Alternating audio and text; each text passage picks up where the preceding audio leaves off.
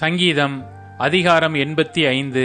கர்த்தாவே, உமது தேசத்தின் மேல் பிரியம் வைத்து யாக்கோபின் சிறையிருப்பை திருப்பினீர்.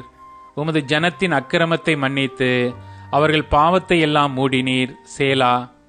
உமது உக்கிரத்தை எல்லாம் அடக்கிக் கொண்டு உமது கோபத்தின் எரிச்சலை விட்டு திரும்பினீர். எங்கள் இரட்சிப்பின் தேவனே, நீர் எங்களை திருப்பிக் கொண்டு வாரும். எங்கள் மேலுள்ள உமது கோபத்தை ஆறப்பண்ணும். என்றைக்கும் எங்கள் மேல் கோபமாயிருப்பீரோ? தலைமுறை தலைமுறையாக உமது கோபத்தை நீடித்திருக்க பண்ணுவீரோ? உமது ஜனங்கள் உம்மில் மகிழ்ந்திருக்கும்படி நீர் எங்களை திரும்ப உயிர்ப்பிக்க மாட்டீரோ? கர்த்தாவே, உமது கிருபையை எங்களுக்கு காண்பித்து உமது இரட்சிப்பை எங்களுக்கு அருளிச் செய்யும். கர்த்தராகிய தேவன் விளம்புவதை கேட்பேன். அவர் தம்முடைய ஜனங்களுக்கும் தம்முடைய பரிசுத்தவான்களுக்கும் சமாதானம் கூறுவார். அவர்களோ மதிகேட்டுக்கு திரும்பாதிருப்பார்களாக.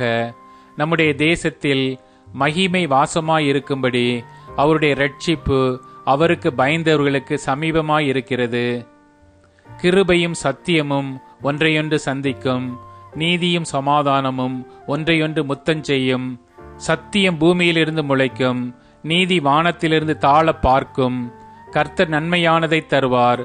நம்முடைய தேசமும் தன் பலனை கொடுக்கும். நீதி அவருக்கு முன்னாகச் சென்று அவருடைய அடிச்சுவடுகளின் வழியிலே நம்மை நிறுத்தும்.